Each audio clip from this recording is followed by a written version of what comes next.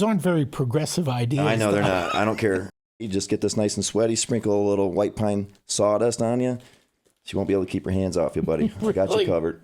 That was the first time I was disgusted with my country. I'm not going to lie. Like, I was so vehemently disgusted. So many good people died over there. We gave up so much blood and treasure for those efforts. And to leave it like that was idiotic. You cannot put 19-year-old boys and girls together and expect them to behave. Women have the most beautiful blessing in the world. They can create life with their bodies. I was making up my own truth, and I denied the existence of an absolute truth and that there was a way to do things. I was always jealous of people of faith because they had something I didn't. They had peace, and I'm like, I want that peace. Hey, we're doing something that's hard, that's dangerous. You know, you definitely feel like a man doing it. The only thing I can sit here and tell you for certain is I'm a despicable sinner that needs the mercy and grace of God. Welcome to another edition of No Holds Barred. I'm Rich Roth, and my guest today is Tommy Parmiter. Some people know him as the Woodsman, and he's got a really, really interesting story. And with Veterans Day approaching, that's what kind of sparked the timing of this conversation. Tommy, first of all, welcome. I appreciate you having me. Thank you. Absolutely. Veterans Day is coming up. Both you and your wife are veterans, and you've parlayed that into several different careers. Now you own your own tree company, and we'll talk a little bit about that and your path to get there. But, you know, on the as we kind of approach Veterans Day, talk a little bit about why you got into the service, how that whole thing kind of evolved. Yeah, absolutely. But first, I want to, if I may, present you with some gifts real quick. And then I got you a nice little plaque you can put in your desk. It's Romans 8:38-39. For I am sure that neither death nor life, nor angels nor rulers, nor things present, nor things to come, nor powers, nor height nor depth, nor anything else in all creation will be able to separate us from the love of God in Christ Jesus our Lord. That's just a friendly reminder to put that on your desk. So I'll put it right here on the table for you. And then here's my favorite one. I think a lot of people would agree I need a little more God in my life. Yes, we all do. Oh my gosh, we all do. So I know I gave you a t-shirt before, but fall's coming. It's coming in winter. You're going to need a long sleeve shirt. So I got you. We can be twinsies.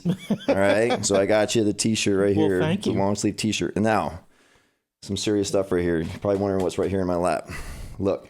I really wasn't. I really wasn't, Tommy. It's hunting season. I got you covered. I got you covered. I'm gonna in a second.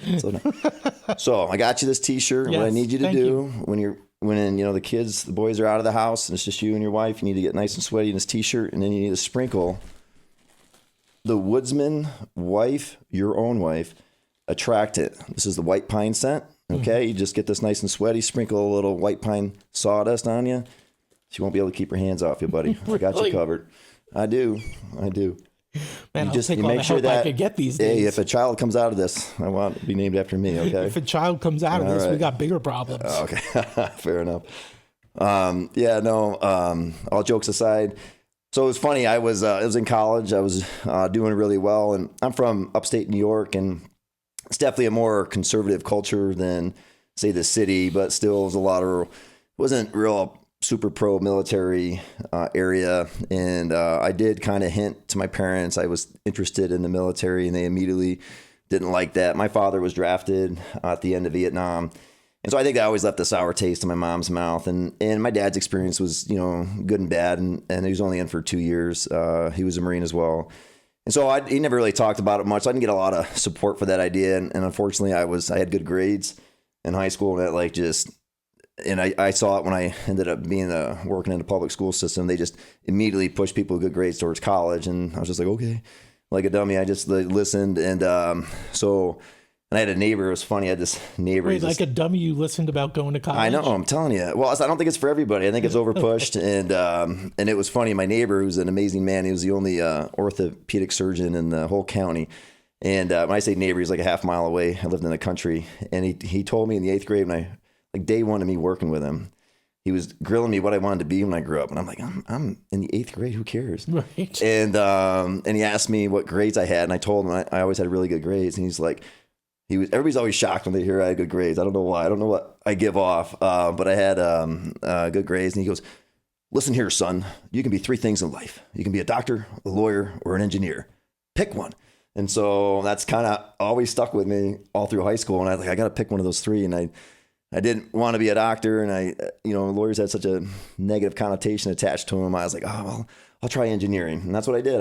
I signed up for an engineering degree, but I lived in the country. We hunted a lot in our family. And so I liked the outdoors. And so I picked this degree called forest engineering, which was really what it was. It was a civil engineering degree with, shifting a focus on like water issues, dams, weirs, hydraulic matters. It was just a broad thing. But I was really good in college. I did good in school and I enjoyed it.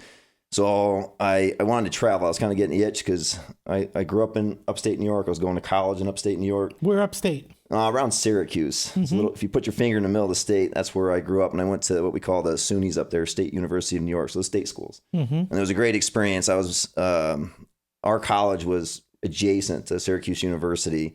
And in fact, I think they've changed it now, but at the time, half of my course load, so all my undergraduate engineering courses, the basic stuff, the calculus, the physics, the chemistry, I took at SU. So I was basically an SU student for state school prices, and it was just an awesome experience. And then I even was an RA, a resident advisor for my sophomore, junior, senior year. So I was able to get out of school with no debt. I mean, tuition back then was a joke. People laugh at me when I say, I think my senior year was the worst it was, and it was $5,500 for the entire year for tuition. It was awesome.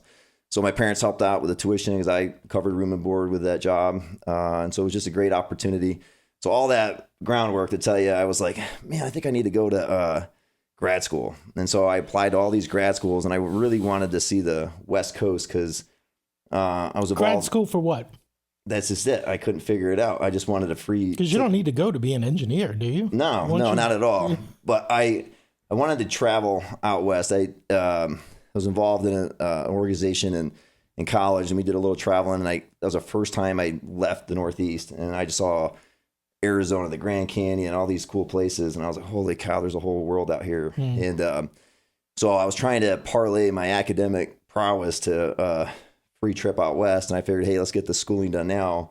Well, I'm used to being poor, and I don't have other complications in my life. And so I applied to all these grad schools, and I got in every single one of them.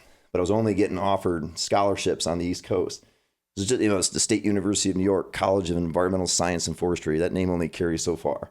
But I was able to get, full rides in schools on the East Coast, and even they offered me a ride there to carry on. But I just really wanted to travel. And so, I really had my heart set in Utah State, but they were giving me entry, but no scholarship offers. And so I was getting frustrated. I was doing some grad work my senior year, and I'm like, something. And I was super fit physically. And I always kind of had that nudge in the back of my head. And I'm like, I'm going to check out the Marine Corps.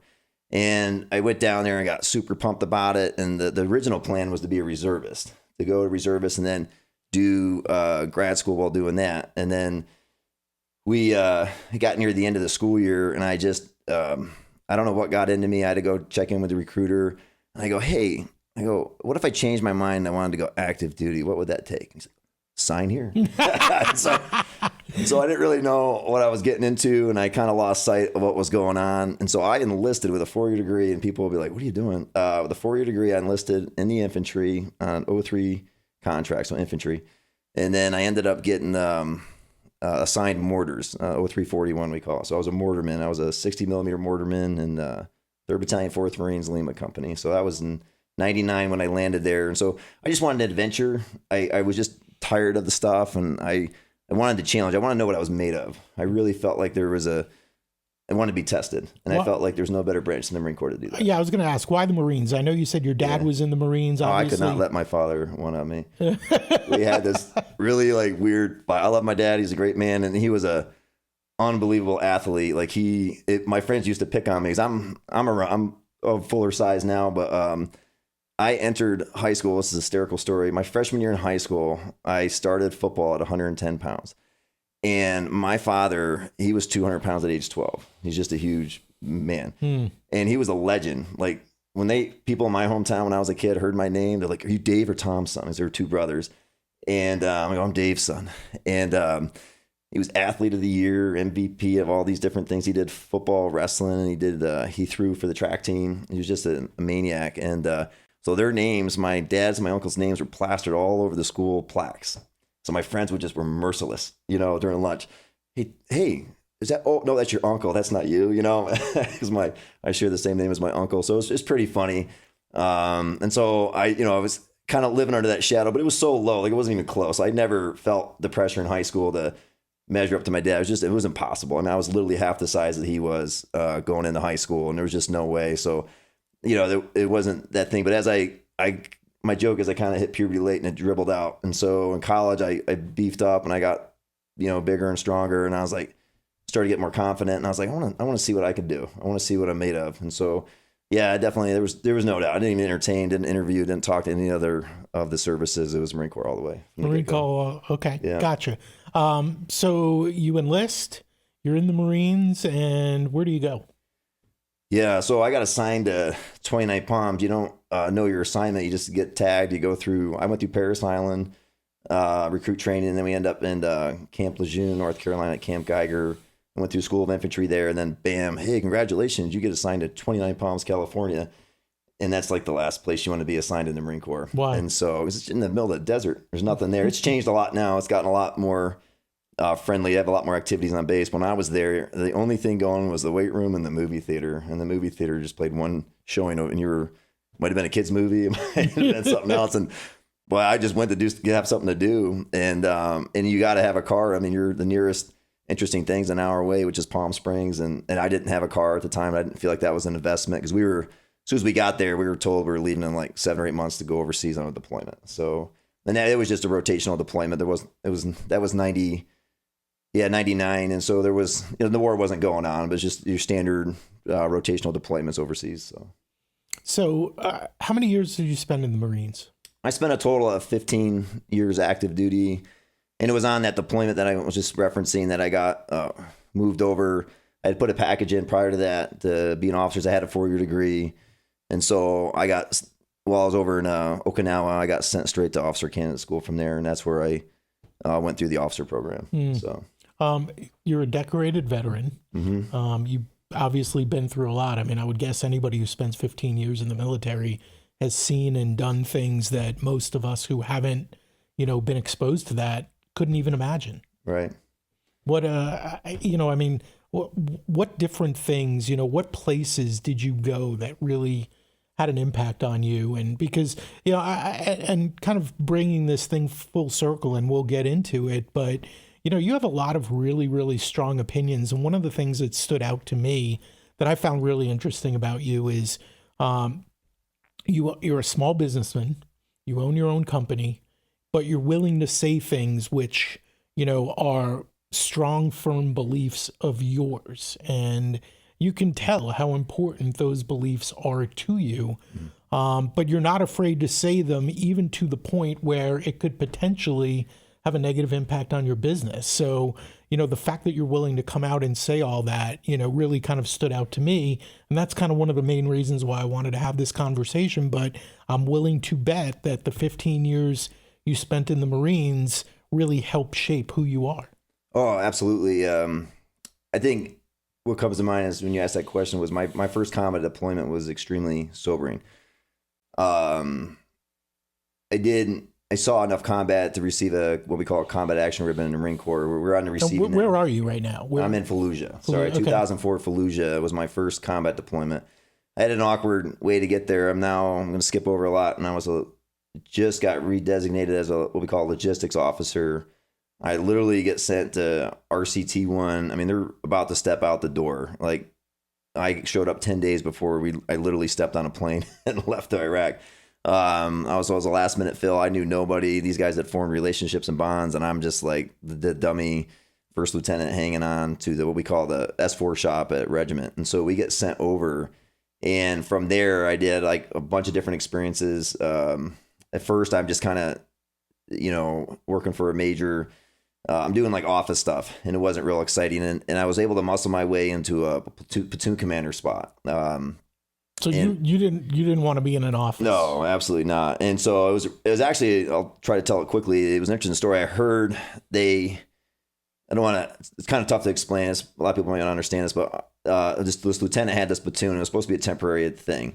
And but they sensed the need for it. We were kinetic in Fallujah, and this is prior to Operation Phantom Fury. This is just when I don't know if people remember when they hung those 4 contractors from the bridge. This is when things kind of set off. There's kind of a Fallujah round 1 that's not as well known as when we swept and cleared, I think 9-10 months later. So things got really kinetic, and they took this temporary platoon, and they immediately started running medevacs out of Fallujah so that the infantry units didn't have to do that. We were just trying to take that burden off them so they could stay engaged in the fight. Well, that lieutenant had to do his original assignment. He was a communications officer, and the communications officer above him was getting antsy, like, I need my lieutenant back. And so I didn't know this soul or nothing. I'm a lieutenant. I go up to this captain, I knock on his door. I go, I know you don't know me, but I'm telling you right now, I want that job. I go, I'll do whatever it takes to get that job right now. I go, I can do it. I was a prior enlisted infantryman. I can run that show. Give it to me. And I didn't say it cocky. I just said, I will do it. But I was confident in how I said it. And he goes, all right, I'll consider it. And the next day I had the job. So I ran that platoon. I picked up the medevacs out of Fallujah. It was pretty benign for us. We just went to what we call the Cloverleaf and back. But you're seeing so much death. I saw so much death at deployment. You're handling just constant dead bodies. In civilians too, it's really sad. And there was a Jordanian hospital nearby. It was like not even a mile away from the Cloverleaf. People who served would know what I'm talking about. So we would, whatever we needed, we just get the call, and we were like on basically strip alert. If you want, we had to be on our vehicles in 60 seconds. We stayed. Our vehicles were parked inside of our living area. Everybody's gear was on there. We kept our weapons on ourselves at all times. And in less than 60 seconds, we were out the door, basically, going to go get casualties. So that will wear on you a little bit. You see that, but you're not. I didn't see it happen. We're just kind of picking up the pieces and bringing them back. And so that puts things in perspective real fast. And mainly U.S. military? Oh, yeah. Yeah. Okay. No, the Marines and all from all different units. They brought in 2nd Battalion, 1st Marines was the main effort, but I think they brought down 3-4, if I remember correctly. And they had all these attachments. So you got like 2,000 Marines hooking and jabbing in the northeast corner of Fallujah.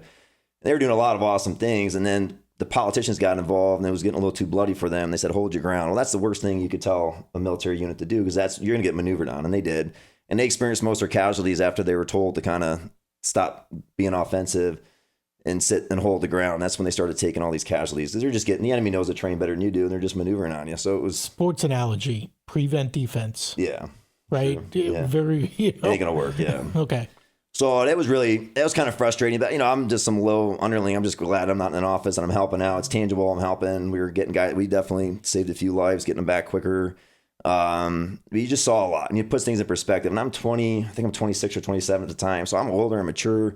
I grew up on a farm. We butchered animals. I hunted. Like, I've seen blood gore, not a lot of human stuff, but like, so I could, it was a short jump for me to process that. For a lot of the Marines, it wasn't. Mm-hmm. And that's the first time even seeing gore, let alone a human, and specifically if it's a friend.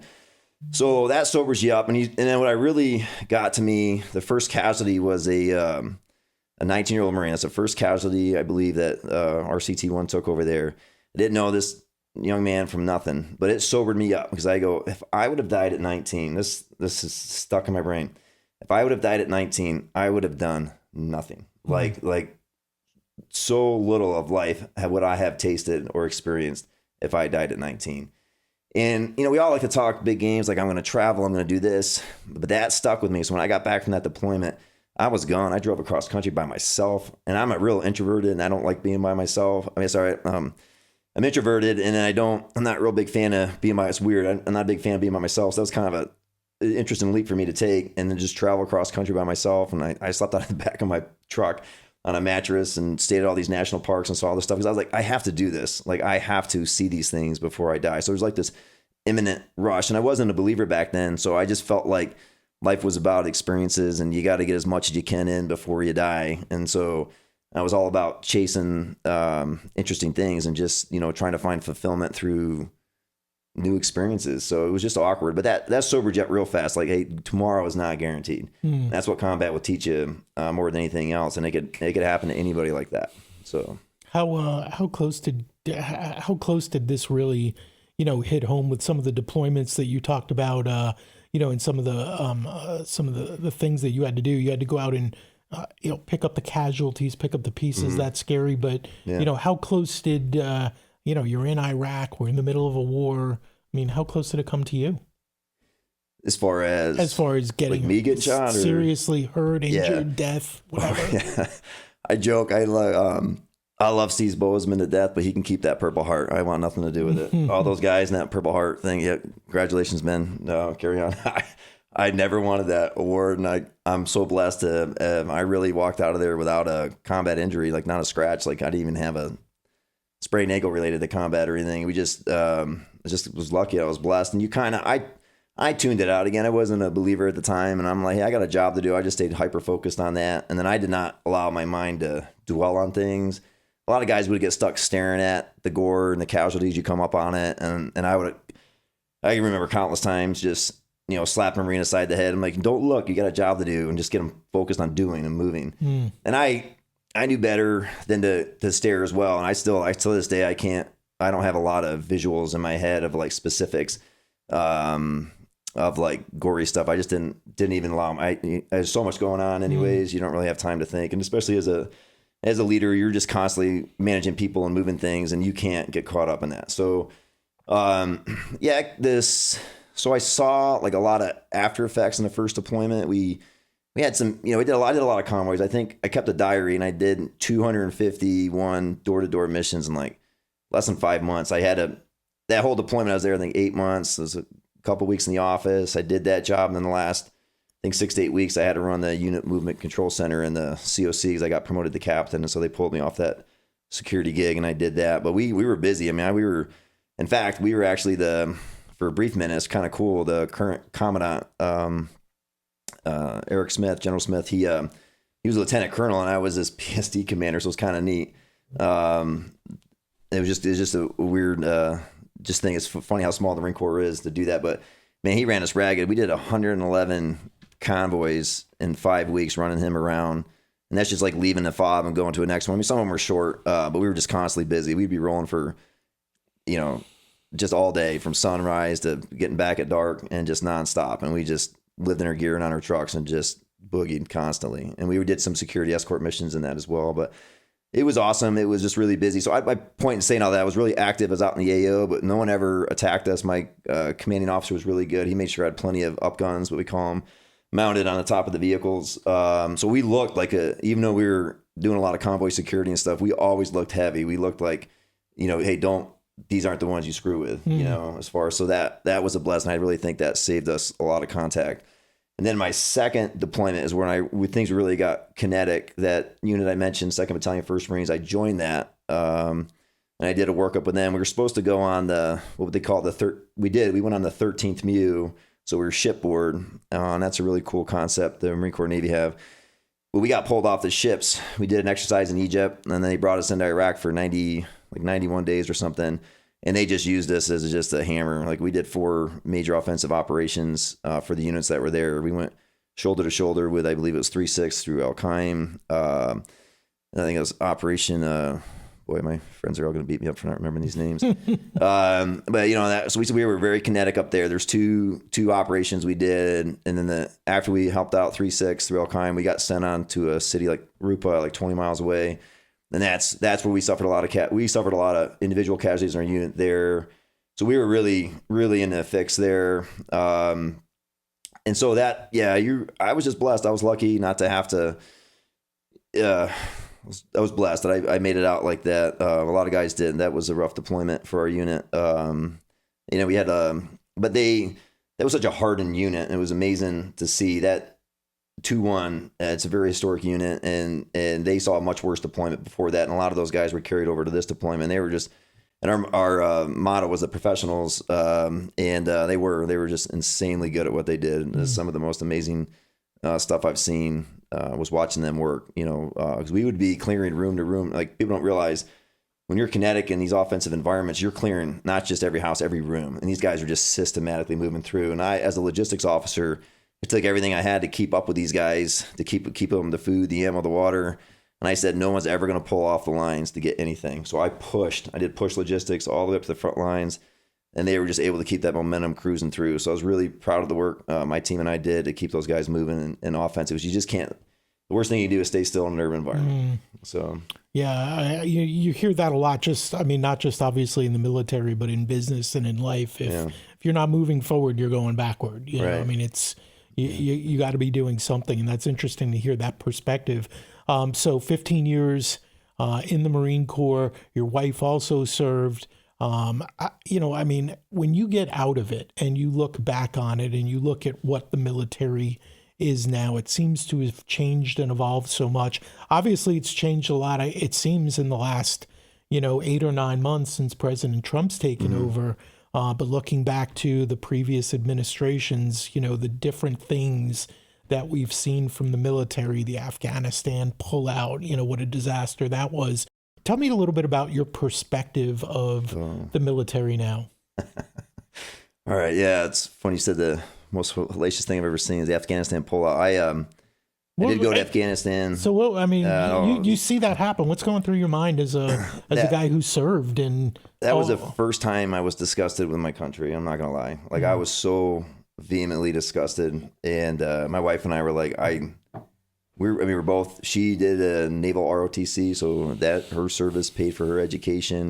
We really kind of thought we would like our kids to do that down the road. Hey, at least let's get college paid for. It is such a value in serving and being in the military. But after watching that and the despicable nature in which that happened, and anybody, it could have been a Lance Corporal or just, anybody knows that was the most horrible, horrendous plan out of Afghanistan. We had way better air bases to evacuate out of. Just the whole strategy was abysmal. And then it was heartbreaking to hear. Like it really made me so mad and so angry. And I remember when that lieutenant colonel in the Marine Corps spoke, he spoke the truth. Absolutely. I mean, you're like, oh, dude, you're going to get fried for saying that. And he did. But it was horrible. It was the worst possible. Like it was almost intentional. It was so bad. You're wondering if it wasn't intentional because especially me as a logistician. Now, granted, I never got higher than a major, but I mean, I had a tip fit in my guys. Tip fit is like planning to get butts to seats like months prior, like these aircraft, all this stuff going in and out. And we've been in that country for 2 decades. That stuff is streamlined. All the logistics flowing in and out, the ports, the airfields, that stuff is so streamlined. Like, I mean, it's just like, it's almost like booking a flight with a commercial airline. And we had all those lines of what we call lines of communication. It makes sense to people is like we had those, shipping and flying in, all that stuff was figured out. So it wasn't like we had to rewrite the playbook. We just had to execute the playbook. And why they chose to go out that way and do what they did, it was ridiculous. And then they had to panic and bring units in. And then to give, I remember hearing a congressional testimony from, I think, the sniper that was attached to 2-1, or I think he was with 2-1. He had a shot at the suspected guy that ended up, they believe he's the one that actually detonated, but he couldn't get clearance to make the shot. He goes, I suspected VBID. Am I clear to fire? And they had to run that decision up the chain of command to where, according to his words, the battalion commander fumbled on it. And he was like, hey, basically like, wait, I got to figure this out. Or I don't know if he had to go higher, but that decision was made by platoon commanders in the country. Mm-hmm. That decision was made at the bottom. Like, I mean, you were like, why that even had to get elevated to the battalion command in the first place. And he wasn't prepared to make that decision was heartbreaking. And how again, they never, ever should have been put in that place. That made me so angry at our government. It made me so angry at the leadership. And to sit there and say, well, that's just the way it is. And just the politics and what came out of their mouths was utterly disgusting. I was severely disappointed in our country. And then it sucks the life out of you. Like so many good people died over there. We gave up so much blood and treasure for those efforts. And to leave it like that was idiotic. I'm guessing since you served, I mean, obviously Afghanistan and that, that withdrawal, for lack of a better word, was a disaster. Mm-hmm. But I'm guessing all this stuff that I'm about to mention has happened since you left, the Marines. And we're talking about Don't Ask, Don't Tell. We're talking about DEI, women in combat. Mm-hmm. And, you're sitting here thinking, is this the place to be experimenting with all these different things that really could put not only our country at risk and our freedom, but the lives of young men and obviously women and the priorities seemed very, very screwed up in the one place you wouldn't want to mess with that, I think, is the military, right? Oh, 1,000,000%. I got some really interesting perspective. People probably haven't heard on that. So 2011, we're in country. I was the XO for CLB-8. It's funny. So as a lieutenant, I could go out and make command decisions when I was running convoy security back in Iraq. I can make command decisions. I could say, hey, you're going here, you're going there. I mean, boom, decisions that affect life or death. So now I'm a major. We're a couple ranks up now, and I had a lieutenant colonel over me.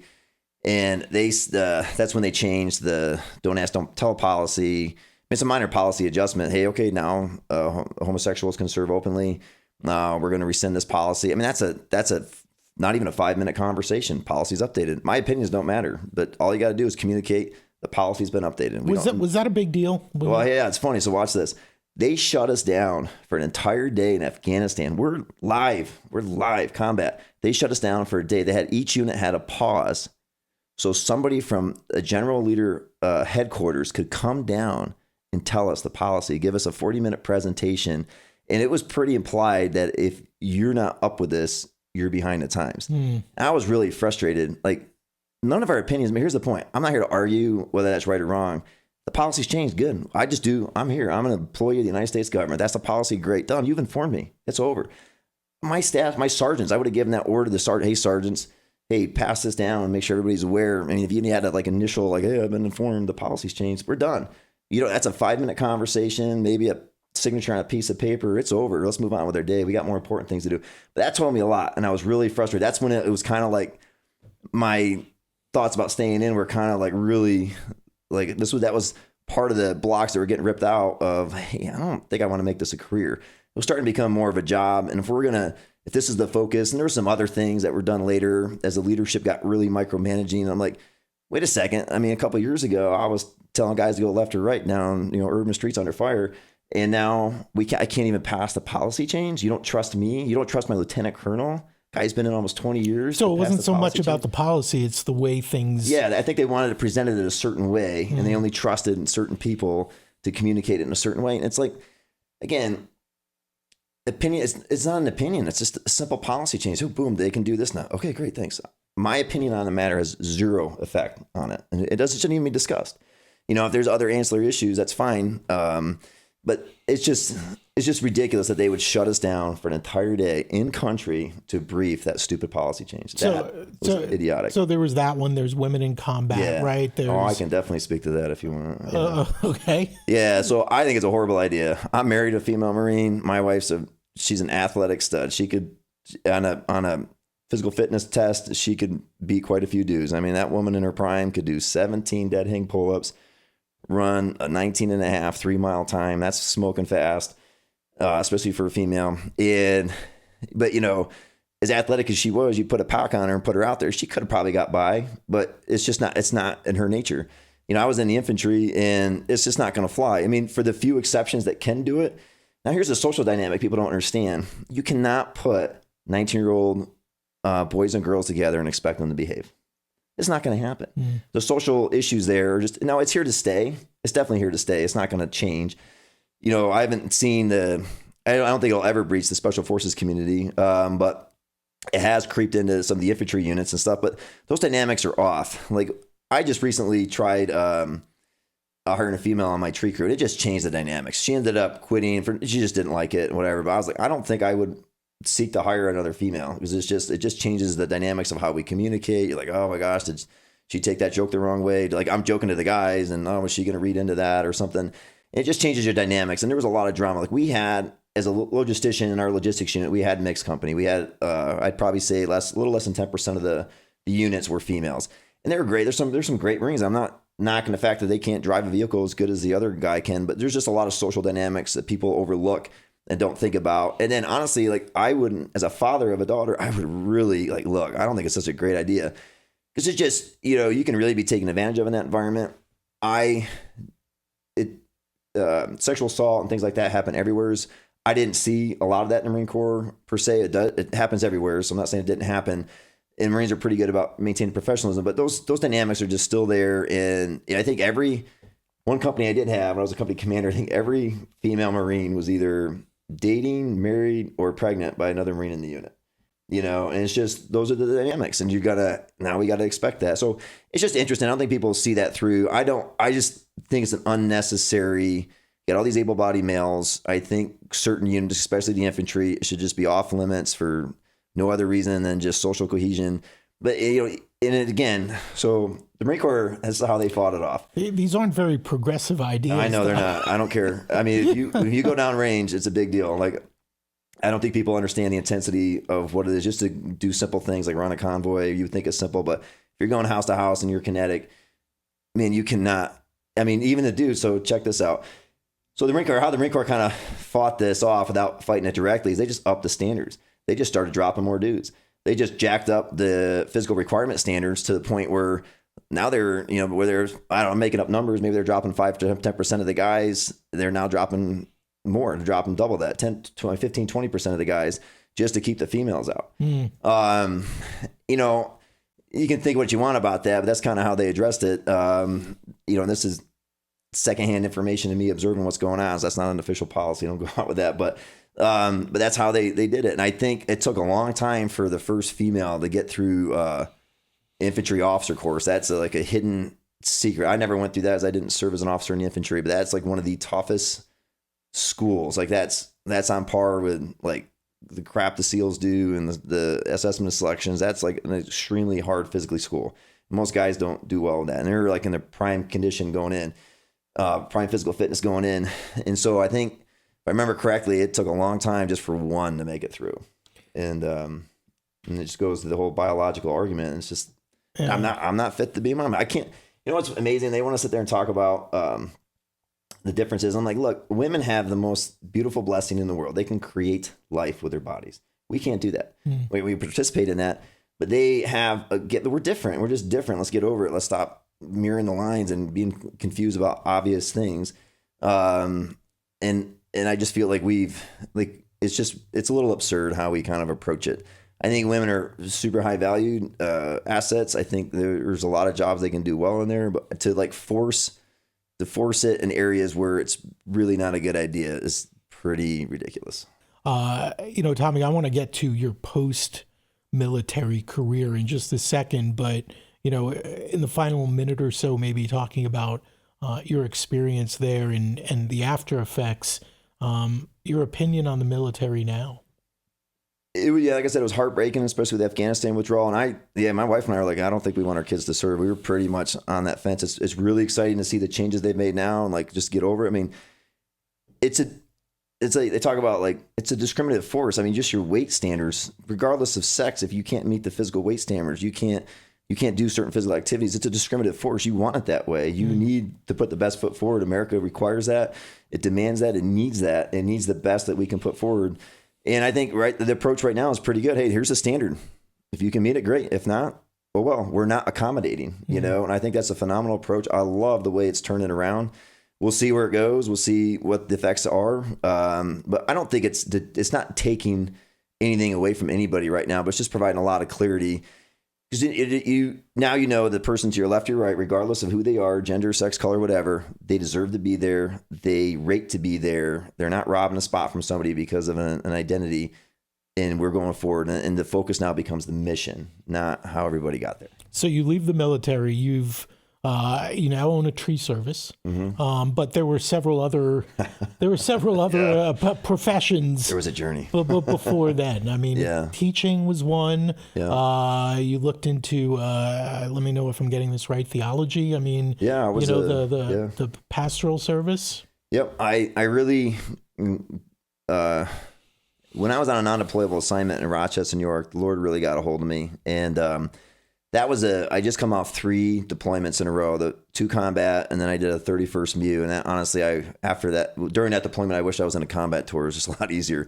Because I was in charge of moving everybody around the Pacific, and here we need spaces here, this, there, the other. It was a really hard deployment on me.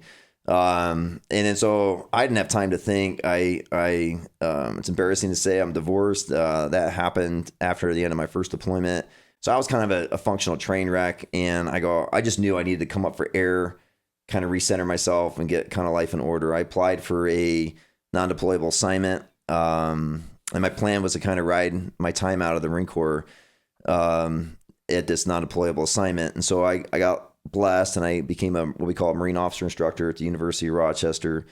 So it's a very, compared to, the fleet units, very low key job. Your job is to just train and mentor these college ROTC students, people who have a signed contract to become officers in the Navy or the Marine Corps.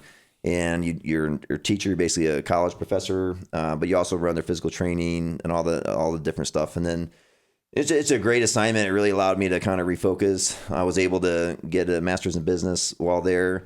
But it was funny. I immediately had like a couple weeks before all that started up, so I kind of had a break there. And I'm reading these books by Ayn Rand. Somebody told me I'll find the answer to happiness there, and her books, The Fountainhead and Atlas Shrugged, and they're super thick.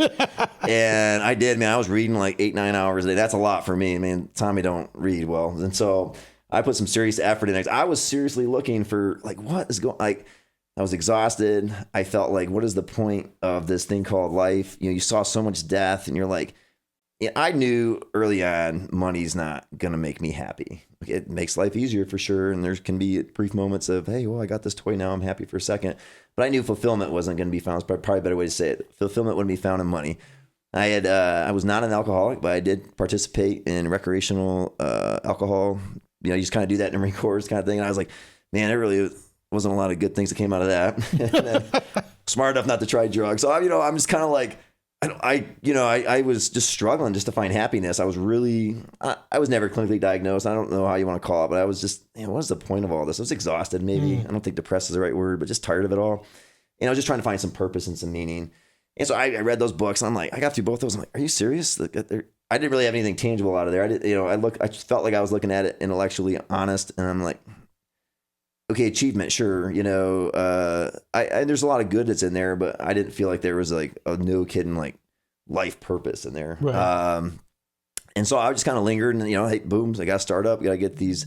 We call them midshipmen, get them trained up. You're kind of wrapped up. I was starting an MBA, a new job, and so I was busy again.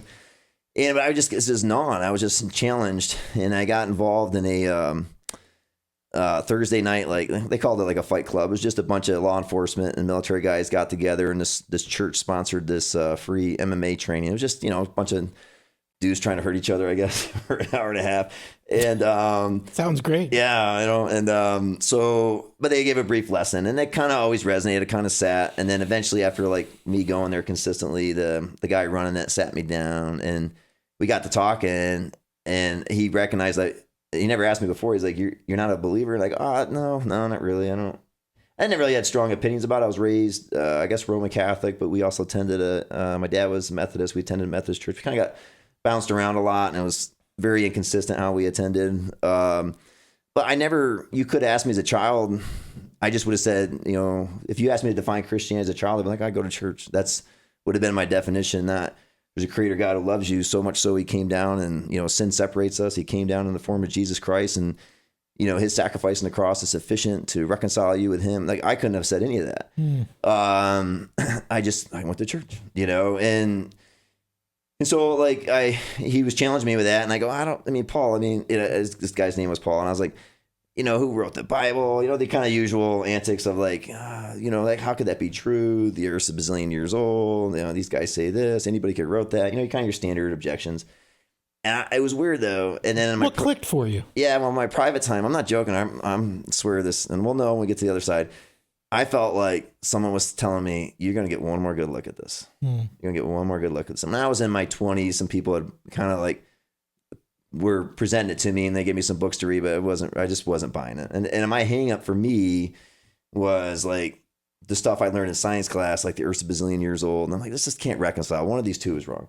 And so I always kind of like leaned on that crutch to, not make that leap of faith. And I think, I'm more of a reformed type person. I think God opens the heart when he wants to, when he's ready, when he feels you're ready.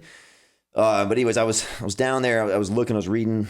I started reading a lot after kind of getting that nudge, like, "Hey, I'm gonna give you one last look." I'm like, "There might be something to this." And so I had a Bible floating around. I started reading it, and then someone gave me a book, and I can't remember who gave it to me. I started reading the book, and there's like a series of short stories, and this one guy got challenged to read these other 3 books. So I was like, okay, so I bought those 3 books.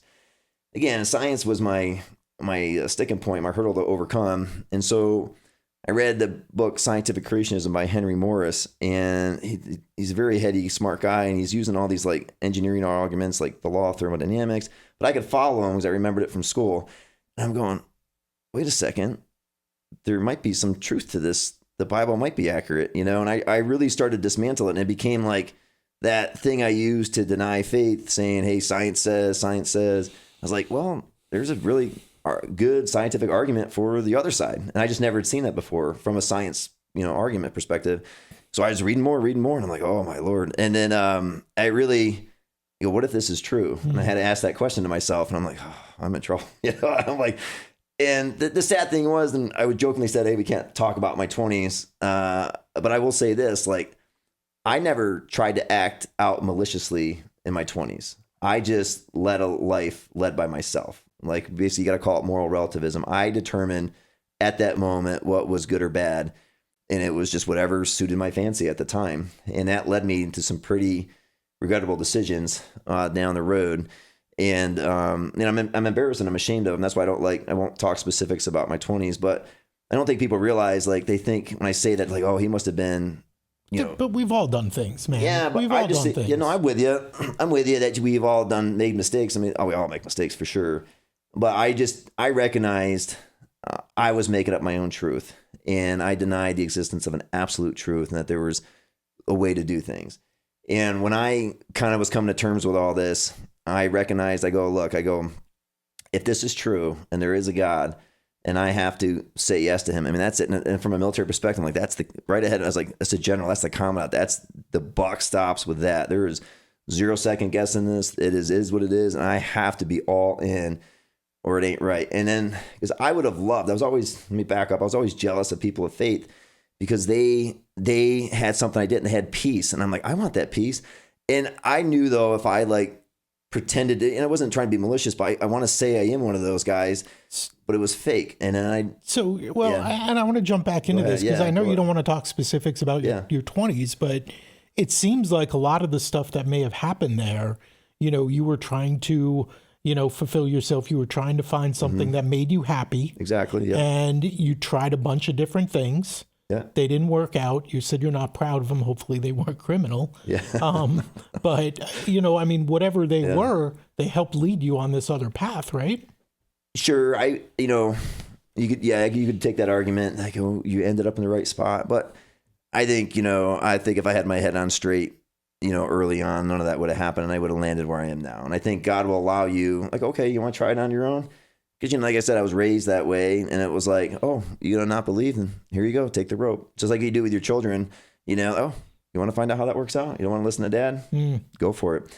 And, like I said, I got a lot of regrets, and just, they're, again, I don't have my wife's permission to share. I didn't talk to her about it, and I honestly don't want to have these conversations with my kids until they're older, but so I just don't want to put them out there in the air. But it's not, I mean, it's really nothing dramatic that a lot of people haven't lived, the mistakes they've made. I just look back at it and I'm like, wow, I thought happiness was going to be found in a relationship. So I was kind of like a wannabe serial dater. Like, I just could not be alone, And so I just was looking for the next girlfriend and looking for that. And then, well, I'll talk to them from my perspective. My wife can really irritate me sometimes. I don't know about you. I know Trish is amazing, but but like, if you edit that laugh. If you look at it from that perspective, like, she's supposed to make me happy, it'll fail. Everybody's relationship will fail. When you look at the perspective of like, this is a lifelong commitment. I need to stay committed, and there is no D word. When you look at it from that perspective, I have to make this work. It's a very different perspective. And when you're both focused on God, not each other, and you're looking for fulfillment and joy through God and your relationship with God, it all kind of irons out. And, and my wife and I, we still 16 or 17, I got to do the math, but we've been married for a long time and we still get into it. And it's like, okay, let's regroup. Okay, let's pray about it. What does God say about this? And usually it's a third. It's not, he doesn't side with one of us. It's like some solution we didn't even think about. We calm down and look at it. So that's really important. And I just didn't have that perspective. I didn't have the maturity to do that. And I'm like, oh, you're not making me happy. And you try to work it out through these like ways, and it fumbles. Like, well, she's not the right one. Next, You got into religion so much that you you studied or you went into the seminary. I mean, this is not in my wheelhouse for sure. Yeah. But you did that for what, almost 2 years, and then you decided that wasn't for you. What happened? Yeah, so I opted for early retirement, and then that's actually a cool story. So I was pretty miserable. I came off my deployment with CLB-8. It wasn't a fun experience. We did well. I mean, I did well, and we did our thing. And I just I looked at my wife, and I came home to that's an interesting thing. My wife, being a Marine, I thought, hey, man, I got it easy. She'll be fine on these deployments. Well, my first child was born when I was in Afghanistan, and I didn't meet her until she was 4.5 months old. They don't give you leave to go watch your child be born, from overseas. So I came home, my wife, this is probably a little TMI, but it's worth sharing. So I come back, 9 months gone. I'm excited to see my wife for obvious reasons, right? And I see her, she's gorgeous, she's beautiful, that baby's beautiful, and I'm like, I gotta get this kid, she's cute and all, but I need her to take a nap. And we get home to our house, and my wife literally hands me the baby, and she's like, I'm going to bed. I'm like, whoa. And I was like, location, but Houston, we may have a problem, And so I recognize that despite her 8 years of active duty service as well, it was a challenge for her to be home and to be home alone. And for any mom, basically military spouses are basically single moms. Even when you're not in deployment, you're gone. We were training for the 6 months prior to that deployment. I was out of the house for over 3 of those months, not even around. I was in different states training. So it's really a burden on the military spouses. So, people always want to tip their hat to the veteran serving. Like, you need to tip your hat to those spouses, man. They're going through it. And help them in any way you can. And we didn't have that help. We didn't have any family down there. And so she had friends, but it's just, you're getting like a little bit of time here and there, but there's nobody that could commit and come down and really help her and stay for weeks and really kind of work her through that. And then, so I knew I felt like we had to make some changes, and I was kind of losing my interest. The Afghanistan deployment was a little demoralizing. I largely was staying. I was a FOB. I was so senior. You had to let the lieutenants lead. I'd go out every now and then, but I was largely you're staying on the FOB, the base, and you're watching all these young men go forward, and I would see all that what we call sit reps, and there was a lot of death. We supported Northern Hellman. 3-5 was really going through it every day. They were reporting casualties. They had to bring my Marines out for what we call combat replacements. They couldn't even finish their deployment. They were getting drained so bad with casualties. And it was funny, that stuff never makes the news. People get so war weary. And then that just put my perspective. What are we doing over here? Like, Afghanistan's just a sinkhole. That's totally worthless. I think we should have a footprint there for expanding beyond, but to try to fix Afghanistan, come on now. They've been trying to do that for 2 millennia and can't do it. What arrogance do we have to think we can win hearts and minds? So. I want to get to the seminary, though. Oh, the seminary. I'm sorry. I get off track. Yeah. So, here's it too. I felt like, hey, there's bigger issues at hand, not success or conquest or things like that. And so this is an interesting point of faith. So I actually wrote my resignation. I was going to jump out at 14 years with nothing. I was going to surrender my retirement, and I was going to not just whatever. I'm just going to get out. And I didn't have it all figured out at the time. So I wrote my resignation letter. I signed it, but I put it in my desk drawer. I go, this is a huge, huge decision. I need 30 days to pray on it. So in those 30 days, they came around. They're doing what's called the road show, and they basically, the Marine Corps, of course, it's presented as a threat. All you people at the bottom of your rankings, you better get your paperwork together because we're sloughing off the bottom 15%. We're shrinking from 202,000 back down to 172,000. I forgot the numbers, but it was a huge force reduction. And they had grown, I think 6 or 7 years before to respond to the war surge. But, now we're going back down to our original, quote unquote, original numbers. So they were offering all these incentives to get out. But some people were just getting kicked out. And so I was like, oh, this is the answer. So you could either take a lump sum to get out, just a bunch of cash, or you could take an early retirement. But nobody knew what job specialties were getting assigned what. They just weren't, it wasn't a blanket offer. Mm-hmm. It was like, hey, they're looking at staffing goals, all this. So I was like, okay, that's it. So I held on to that resignation. I waited for the order to came out. Well, my job specialty, which is really general, they said only lump sum. I'm like, oh man, I really was banking on that retirement. You get it's not so much the money, but you're retaining your benefits. You basically, you're going to retire at a reduced rate, but you get your health benefits. They'll stay with you, and then you get that little paycheck throughout your whole rest of your life, and that adds up. And so I was really hoping for that, but they didn't. I looked at my wife and I go, I can't stand it. I was just really frustrated for a lot of reasons I don't need to whine about. And I go, let's just take it. So we did. And then, but they made me, because I just moved us to Bahrain. It's a country in the Persian Gulf for those that don't know. And I was stationed there at NSA Bahrain, and they go, well, you got to wait to the next rotation cycle. So I had to like stick it out for another 9 or 10 months. I'm like, yeah, I get it, no problem. And that actually carried me over and made the lump sum a little bit. They had a formula for years served and stuff like that, so it kind of worked. I was like, whatever, no problem. And it gave me time to figure out what I was going to do next.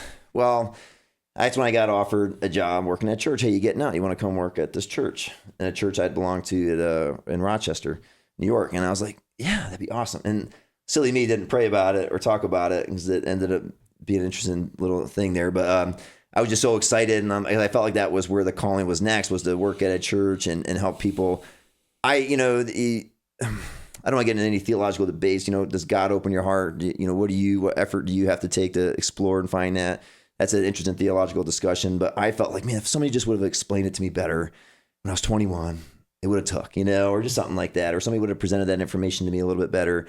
So I wanted to be a part of that, helping people understand, that God is real, that the Bible is literal, is literally the truth of God. It proves itself. And I wanted to help people explore that. So I'm just really passionate about that. And so they offered me that job. I'm like, yeah, done. So then I just started looking at seminaries in the area. Well, fast forward, I'm about to move. And then the next year's Marine Corps order comes out and says now that my job specialty was being offered the early retirement. I'm like, oh, my Lord, you got to be kidding me. And so talk about faith. And my wife goes, why don't you just ask if you can change it? Because I'm still on active duty and we're lining up movers in Bahrain to come back to the States. I go, this is the Marine Corps. I'm a done deal. They're not gonna want to change nothing. She goes, just ask. Mm-hmm. She said it like that. And then I felt like we call it the Holy Spirit prompting or something. And I was like, there might be some truth to this. I'll ask.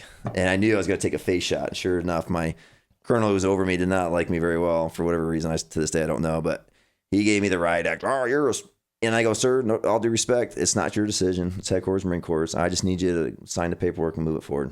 And then he yelled at me some more. It went forward, and I didn't find out until I was on terminal leave. So I'd executed the move to the States.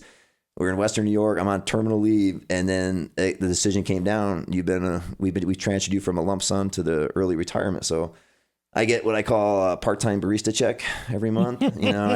So I got reduced down to 32.5% as a penalty. They prorated it down for every year you went early, and I went out at 15. And then they took a penalty percentage point down. So I'm at 32.5%. And people don't realize that's your base pay. Like when you're full up, you're getting like housing pay, but none of that counts towards your retirement. So yeah, that's my joke. I get part-time barista pay, but we got health coverage and stuff like that. So that's a huge blessing. I'm just grateful to get anything. And I feel like I was just faithful and God just really took care of me along the way. So then, so I landed in Western New York. I was working at church full time and I wanted to go to seminary, and there's not a whole lot of great options up there as far as what stuff I like.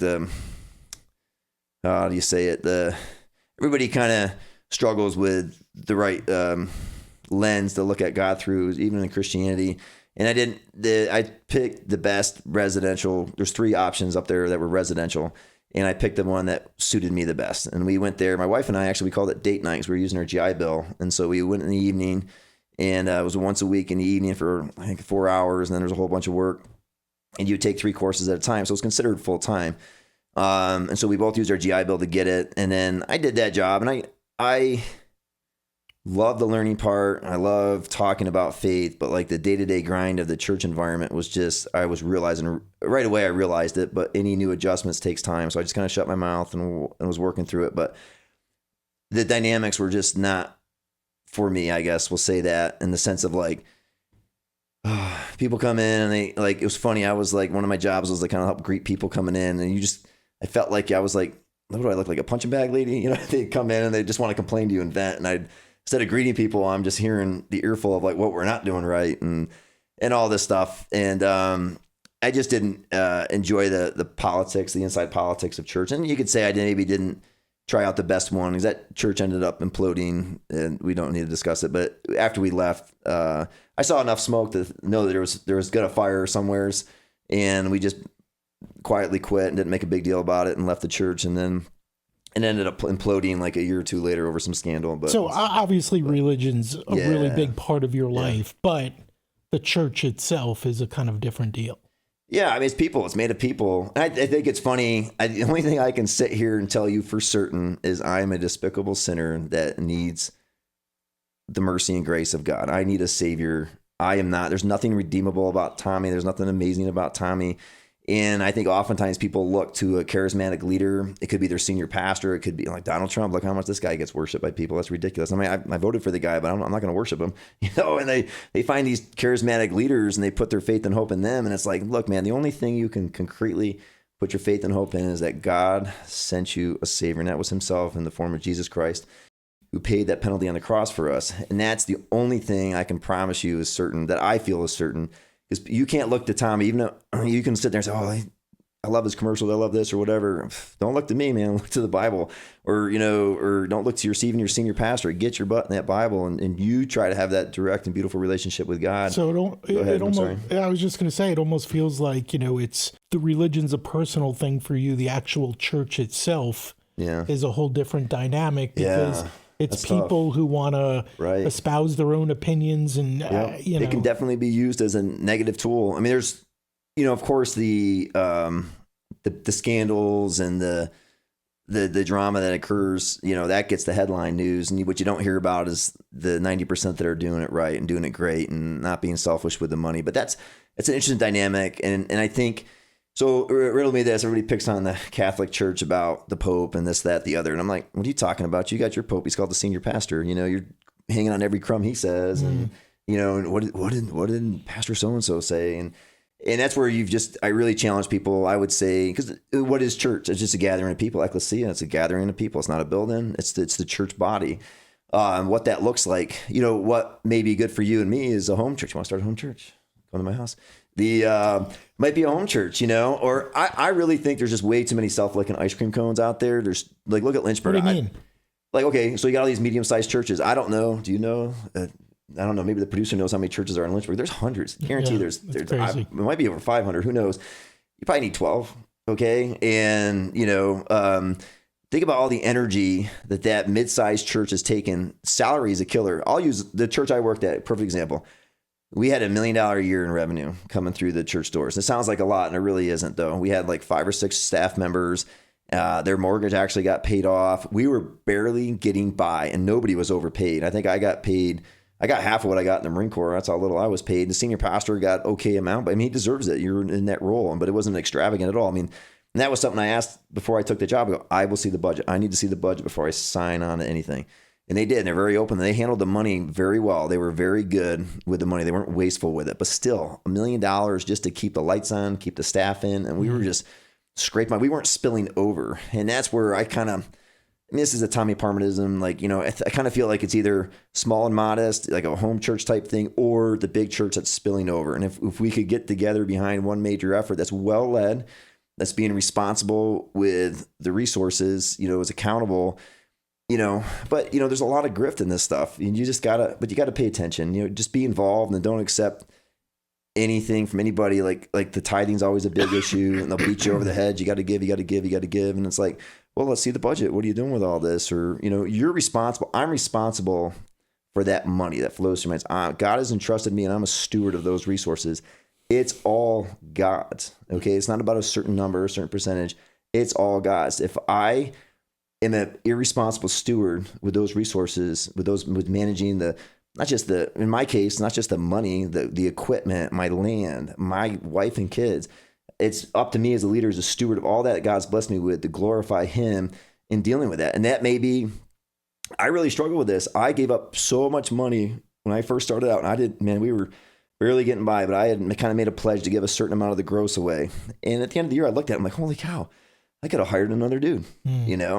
Is it better for me to give somebody employment and give them self-respect and dignity through employment? Or was it better and I gave it to some really great causes, worthy causes that were important to me. But I really struggle with that. But at the end of the day, it's all God's. Let's just simplify it. I don't want to get in a tithing discussion here, but it's all God's, every bit of it. And it's up to us, what we were given to manage to do well with it and to glorify God in all that we do. And we're going to make mistakes though. But in the final few minutes, and we only have a couple of minutes left, but I want to get into the Woodsman, the tree service. That's what you do now.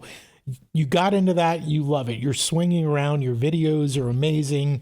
I mean, it seems like you have truly found something that makes you happy and satisfies you. Yeah, no, I can, I enjoy, I can't say how, I'll say it this way. I can walk with my chest out a little bit, like, hey, we're doing something that's hard, that's dangerous. You definitely feel like a man doing it. I feel like I'm living most men's dream.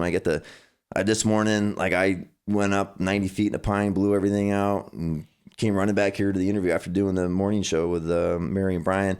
It was just awesome. I'm like, bang, bang, stuff's flying here, stuff's flying there. My guys are out there cooking on it right now. We get to run big equipment, drive big trucks. I mean, it's kind of what I actually thought I was hoping the service would be, the Marine Corps. I mean, I move every day. I get up, gather my guys together. We do a devotion. We do a job. We do a brief. Hey, this is how the day's going to flow. We convoy to the objective. We hit the objective, do what we got to do, and we retrograde back. And it's just like hitting a mission in the military. It's just we're not getting shot at. So it's pretty awesome. I really enjoy it. So. And I was saying earlier that one of the things that really stands out to, I know, a lot of people are, some of the messages that and you're running them on WLNI's commercials, but it's stuff I've even told you. I'm like, I don't know if I would run that, as a business owner, because you're talking about cupcakes. I mean, you're basically speaking your mind. I mean, you just told us earlier, you don't want women working for you because of, the nature of the business and all these different things. You put it all out there, and that's a risk. Oh, absolutely. I learned a long time ago, you can't care what people think, and I'm just going to live my life. And if this implodes tomorrow, if God wants this to happen, it's going to happen. I'm going to be authentic to myself. I'm going to try to do my best to glorify him in all that I do. And if it implodes tomorrow, that's good. I have my fortress of solitude. If it all implodes tomorrow, we're not losing our house. I love my wife, my kids. I have everything I would ever want right there in that fortress of solitude. And if this crumbles, it crumbles. But so far it hasn't. And I'm just going to keep my march north. And I want to be where I grew up. It was highly criticized if you were remotely fake. That had a lot to do with my family, but it was also with the area. Like if you misrepresented yourself or you kind of oversold, man, you were in trouble. You were getting raked over the coals. So all right. So here's a question, and it's kind of philosophical. And I ask with respect because I know your religion and your faith is really important to you. But when you talk about, hey, I'm just going to be who I am, and if it's not meant to be, if it's God's will, then, so be it. And I wonder, the people who say that, and again, with all due respect, is that a cop out in some way, shape, or form where I'm just going to do it and if it's God's will, rather than thinking about, hey, maybe this isn't the best thing for me to say or do or whatever for my business, for my family. You know what I mean? I think so. Fair enough. It should never be an excuse for not trying. I think our job, I am to lean into my blessing as hard as I possibly can. I will leave nothing on the table. Tommy has no hobbies. You'll never see me in the golf course. I love hunting. I love hunting. I have not been in the woods. I hunt from my deck when it pops out. Maybe I get lucky. But I just will not do any hobbies. God's blessed me tremendously. It's family and it's work. And those two go head to head, and that's it. That's all I do. I will lean every ounce of my energy and heart and soul into my efforts, those two efforts. And it is what it is. Like there will be no excuse left on the table. Like I didn't try hard enough. I could have done better. And it is what it is. But I'm going to lean into that as hard as I can. I think people will, I think I know where you're going. And definitely people over spiritualize stuff. Well, it's not God's will. I don't find a woman. They're like, well, dude, you don't get out of your house. You don't brush your teeth. Right. That's kind of where I was going. Yeah. Yeah. But that's what I'm saying. You've got to lean in everything you've got and then trust God. Be honorable, make good decisions, and trust God that he's got you covered. That's all you can do, but you've got a 1,000,000%. Every bit of effort you have has to go into it. Do not short shrift God in your efforts. Like I am not into that at all. Like I got to do everything I can without dishonoring my wife, without taking time away from my kids. That's where I just eliminate all distractions. I just don't do hobbies. I don't do that. We try to employ good, solid dudes that are going to show up on time and not overburden me. But yeah, no, 1,000%. We need to do everything in our power to shape that and then leave the rest into God. But we have got to go all in and he'll take care of the rest. What's next for you?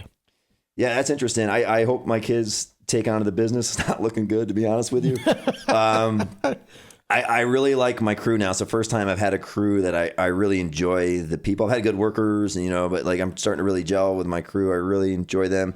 I think I could maybe, as my body can't do this anymore, I might migrate into a management role. I really would like to, I think, get into more creatives. Right now, I basically destroy. I do removals. I do some prunings and stuff, but I'm more the destruction guy. I come in and destroy. I think I'd eventually like to migrate as things slow down or my body slows down into more creating, like just some simple stuff like, maybe like a retaining wall or like patio stuff, just to, beautify. I'm having a lot of fun working my property. We've been in our house for a little over a year. So we're doing those beautification projects and it's really interesting.